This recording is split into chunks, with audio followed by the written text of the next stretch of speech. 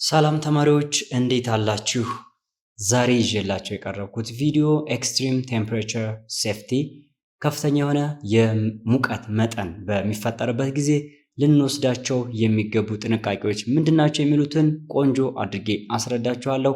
ቪዲዮቹን ያዘጋጀሁላችሁ እኔ ቢልልኝ አማረ ነኝ ሳቋማን እንግዲህ በቴሌግራም በዩቲዩብ እና እንደዚሁም ዌብሳይታችንን www.saqama.com ብትጎበኙ ትምህርትን በቀላሉ የምትረዱባቸው ቪዲዮዎችን ታገኛላችሁ።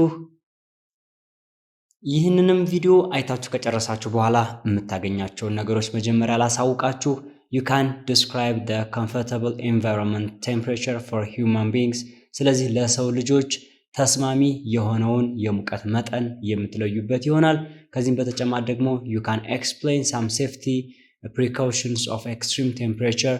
ስለዚህ ከፍተኛ የሆነ መጠነ ሙቀት በሚያጋጥምበት ጊዜ ምን አይነት እርምጃዎችን መውሰድ እንደምትችሉና ምን አይነት የቅድመ ጥንቃቄ ሁኔታዎችን ማሟላት እንደምትችሉ ኤክስፕሌን ማድረግ የምትችሉበትን አቅም ትፈጥራላችሁ። በመጀመሪያ ደረጃ what is extreme temperature? እንግዲህ ከፍተኛ የሆነ መጠነ ሙቀት ማለት ምን ማለት ነው? ወይም ወጣ ያለ መጠነ ሙቀት ማለት ምን ማለት ይመስላችኋል? ከዛ በተጨማሪ ደግሞ which temperature is comfortable for human being? ለሰው ልጆች ተስማሚ የሆነው መጠነ ሙቀትስ የትኛው ነው? እነዚህን እንግዲህ ከዚህ በፊት ባላችሁ ዕውቀት መሰረት ወይም ከዚህ በፊት የሰራሁትን ቪዲዮ አይታችሁ ከሆነ መመለስ ትችላላችሁና ካልሆነ ግን በውስጣችሁ ያዟቸውና ይህንን ቪዲዮ ማየታችሁ ስትጨርሱ እነዚህን ጥያቄዎች በቀላሉ መመለስ ትችላላችሁ። The human body has a normal temperature between 97 degree Fahrenheit and 99 degree Fahrenheit ይለናል። እንግዲህ የሰው ልጅ የሙቀት መጠን ከ97 ዲግሪ ፋራናይት እስከ 99 ዲግሪ ፋራናይት ሲሆን ይሄኛውም በምታዩበት ጊዜ ደግሞ በዲግሪ ሴንቲግሬድ ብንገልጸው ደግሞ ከ36.56 ዲግሪ ሴንቲግሬድ እስከ 37.2 ዲግሪ ሴንቲግሬድ ገደማ ነው የሚሆነው። But on average a normal body temperature is 98.6 degree Fahrenheit or 37 degree centigrade። ስለዚህ በአማካኝ ብናየው ግን በዲግሪ ሴንቲግሬድ የምንገልጸው ከሆነ 37 ዲግሪ ሴንቲግሬድ ነው እንላለን። በዲግሪ ፋራናይት መግለጽ ከፈለግን ደግሞ 98.6 ዲግሪ ፋራናይት ነው ብለን ማስቀመጥ እንችላለን። ይሄ እንግዲህ የሰው ልጅ መጠነ ሙቀት ነው።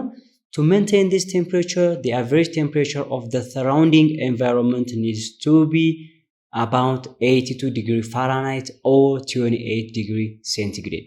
ይህንን የኛን መጠነ ሙቀት እንግዲህ ባለበት ጠብቀን ለማስቀመጥ ስንፈልግ አካባቢያችን ላይ ያለው መጠነ ሙቀት ወደ 28 ዲግሪ ሴንቲግሬድ ወይም 82 ዲግሪ ፋራናይት አካባቢ መቆየት ይኖርበታል። ስለዚህ እንደዚህ ከሆነ ያለንን መጠነ ሙቀት ይህንን መጠነ ሙቀት ጠብቀን ማስቆየት እንችላለን። ካልሆነ ግን በጣም በሚቀዘቅዝበት ጊዜ የመብረድ ስሜት፣ በጣም በሚሞቅበት ጊዜ ደግሞ ሰውነታችን የመሞቅ ወይም የመቃጠል ስሜት ይሰማናል። But in reality it is rare to be this much temperature። እንግዲህ እንደሚታወቀው ወደ እውነታው ስንመጣ ግን ሁል ጊዜም ቢሆን ይህንን ቴምፕሬቸር ማግኘት አንችልም። አንድ ጊዜ ቀዝቀዝ ይላል፣ አንድ ጊዜ ደግሞ ሞቅ ይላል ማለት ነው። አሁን ኤክስትሪም ቴምፕሬቸር ወደምንለው እንምጣ። ሃይ ኤንቫይሮንመንታል ቴምፕሬቸር ካን ቢ ዳንጀረስ ቱ ዩር ቦዲ። እንግዲህ አካባቢያችሁ ላይ ከፍተኛ የሆነ መጠነ ሙቀት ካለ በጣም አደገኛ የሚሆንበት ጊዜ ይኖራል። ስለዚህ እነዚህን ኤክስትሪም ቴምፕሬቸር እያልን እንጠራቸዋለን፣ ወይም ደግሞ ወጣ ያሉ ወይም ደግሞ ከፍተኛ መጠን ያለው የሙቀት መጠን እያልን የምንጠራቸው እነዚህን ነው። ብዙ ጊዜ እንግዲህ ከ32 ዲግሪ ሴንቲግሬድ እስከ 40 ዲግሪ ሴንቲግሬድ ያለው አካባቢ ላይ በምትሆኑበት ሰዓት you can experience heat cramps and exhaustion። ያ ማለት በዚህ የመጠነ ሙቀት ሬንጅ ውስጥ እንግዲህ የሙቀት የመጨናነቅና የድካም ስሜት ይሰማችኋል። እንደዚህ አይነት ቴምፕሬቸር ስትሆኑ ወይም ደግሞ ከ90 እስከ 105 ዲግሪ ፋራናይት። በዲግሪ ፋራናይት ሲሆን በቀኝ በኩል አስቀምጬላችኋለሁ፣ በዲግሪ ሴንቲግሬድ ሲሆን በግራ በኩል አስቀምጬላችኋለሁ። ከዛ ከ40 ዲግሪ ሴንቲግሬድ እስከ 54 ያ ማለት የሙቀት መጠኑ በጣም ከፍ እያለ ሲመጣ ደግሞ ሞር ሂት ኤግዞስሽን የበለጠ በድካም የመዛልና ውስጣችሁን በጣም ከፍተኛ የሆነ የድካም ስሜት እንዲሰማችሁ ያደርጋል። ያ ማለት ከ105 እስከ 130 ዲግሪ ፋራናይት ወይም ደግሞ ከ40 ዲግሪ ሴንቲግሬድ እስከ 54 ዲግሪ ሴንቲግሬድ ባለው ነው። ነገር ግን ከ54 ዲግሪ ሴንቲግሬድ በላይ ሲሆን ያ ማለት በጣም ከፍተኛ ሙቀት እየሆነ ሲመጣ ማለት ነው። ወይም ከ130 ዲግሪ ፋራናይት በላይ ሲሆን ደግሞ it leads to heat stroke እያልን እንጠራዋለን። በሙቀት ተዝለፍልፎ መውደቅ ወይም ራስን መሳት ድረስ የሚያደርሱ የሙቀት ምት እያልን የምንጠራውን ኢፌክት ሁሉ ያስከትላል ማለት ነው እና በጣም ከፍተኛ የሆነ ሙቀት ያለበት ቦታ ሲሆን ለጤናችን እጅግ አደገኛ እየሆነ ይቀጥላል። አሁን እንደዚህ ካልን እንግዲህ አክቲቪቲ 7.4ን እንስራ። How can you maintain a healthy temperature when the weather is very cold or very hot? Discuss in group ነው የሚለው። እንግዲህ አካባቢያችሁ ላይ ያለው ቴምፕሬቸር ወይም መጠነ ሙቀት ከፍ እያለ ወይም ደግሞ በጣም ዝቅ እያለ በመጣ ቁጥር እንዴት አድርጋችሁ ነው ያላችሁን ቴምፕሬቸር ሜንቴን ማድረግ የምትችሉት ነው የሚለን። እንዴት ነው የምታደርጉት? አሁን የተወሰኑትን አስቧቸውና እናንተ እኔ እዚህ ጋር የተወሰኑትን ነግራችኋለሁ። በኋላ ላይ ደግሞ ከዚህ የተለየ ነገር ካለ ወይም እናንተ በተጨማሪ መጥቀስ የምትፈልጓቸው ነገሮች ካሉ ታሳውቁኛላችሁ። እንግዲህ አንደኛው የመጀመሪያው ኢን ኮልድ ዌዘር ወይም በሚቀዘቅዝበት ጊዜ ልናረጋቸው ከምንችላቸው ነገሮች ውስጥ አንዱ ሌሪንግ ክሎዝስ ነው። ልብስን ደራርቦ መልበስ አይደለ? እናንተ ሲበርዳችሁ የምታረጉት ልብስ ደራርባችሁ ትለብሳላችሁ አይደለ? ይሄ አንዱ መፍትሄ ነው። ሁለተኛው ደግሞ ከቨር ኤክስትሪሚቲስ። እንግዲህ ከቨር ኤክስትሪሚቲስ ማለት ሊበርደን የሚችሉ ቦታዎችን መሸፈን ነው። ለምሳሌ እጆቻችንን ልንሸፍን እንችላለን። ከዛ ደግሞ ራሳችንን ልንሸፍን እንችላለን። ጆሮዎች አካባቢ ያሉት ፓርቶች ልንሸፍን እንችላለን። ስለዚህ ለሙቀት የተጋለጡትን አካባቢዎች በደንብ አድርጋችሁ ትሸፍናላችሁ። ከዛ ሶስተኛው ደግሞ ኪፕ ሙቪንግ ነው። ወክ ማድረግ መንቀሳቀስ ነው። እንግዲህ ከተንቀሳቀሳችሁ የሙቀት ስሜት ስለሚሰማችሁ የሚቀዘቅዝ ቦታ ላይ ከሆናችሁ እንቅስቃሴ ማድረግ ይመከራል። በዚህ መንገድ ሙቀታችንን ጠብቀን ማቆየት እንችላለን። አራተኛው ደግሞ warm food and drink ነው። እንግዲህ ሞቅ ያሉ ምግቦችን መብላትና ሞቅ ያሉ መጠጦችን መጠጣት ደግሞ የተሻለ ያደርገዋል። ስለዚህ እንዳይበርደን እነዚህ ነገሮች ይከላከሉናል።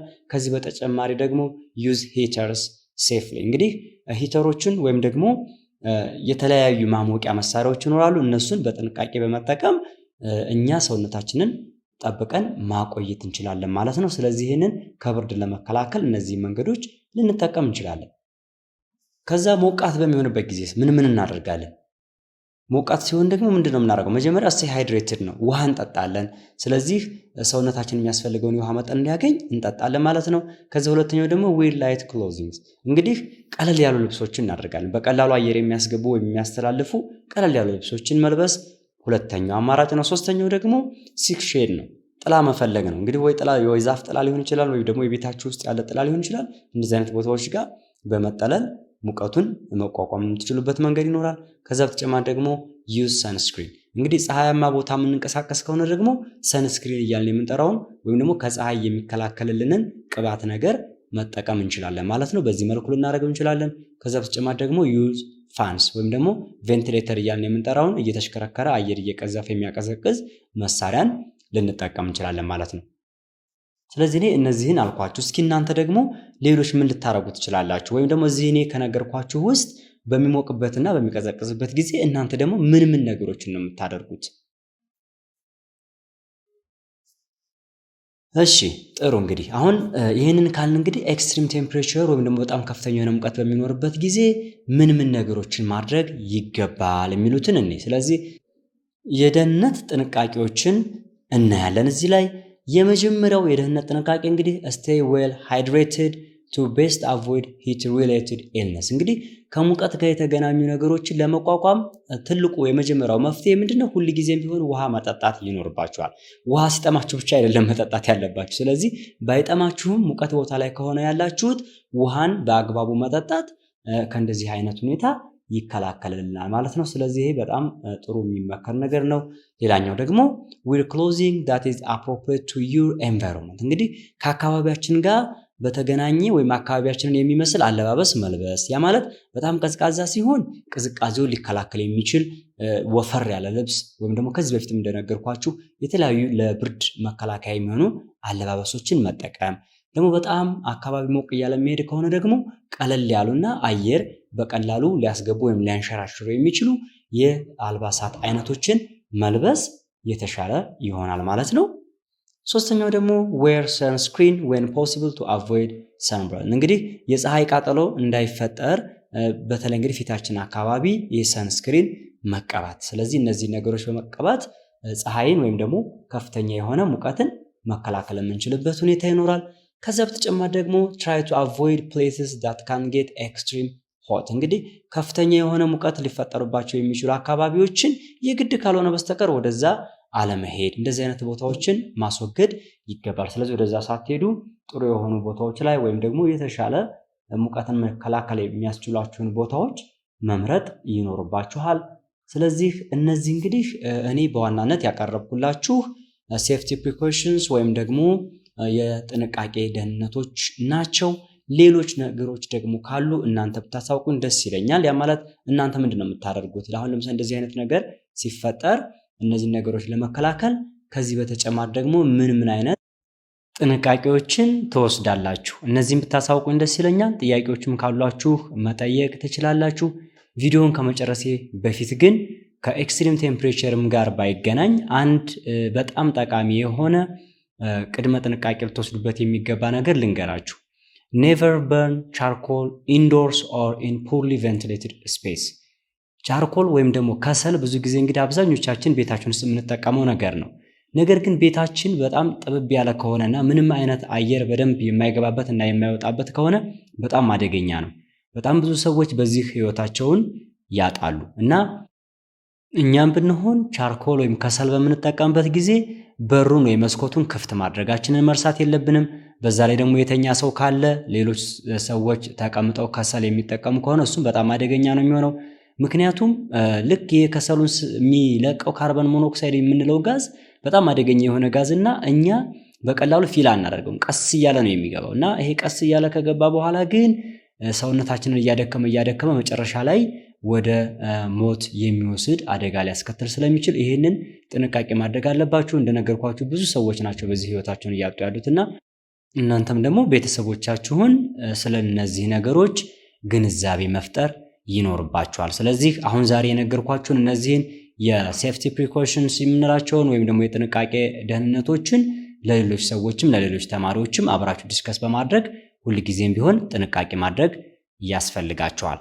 እንግዲህ ለዛሬ ያዘጋጀሁላችሁ ቪዲዮ ይሄን ይመስላል። ሳቋማን እንግዲህ በቴሌግራም በዩቲዩብ እና እንደዚሁም በዌብሳይታችን www.saqama.com ማግኘት ትችላላችሁ። በጣም ሰፊ የሆኑ እናንተ ሊያግዙ የሚችሉ በደንብ ተበራርተው የተሰሩ ቪዲዮዎች ስላሉ ሁልጊዜም ቢሆን ከኛ ጋር ኢንጌጅ በማድረግ እንደዚሁም ደግሞ ቪዲዮዎቻችንን ላይክ እና ሼር በማድረግ አብራችሁን ብትቀጥሉ ደስ ይለናል። በሌላ ቪዲዮ እስከማገኛችሁ ድረስ ሰላም ቆዩኝ።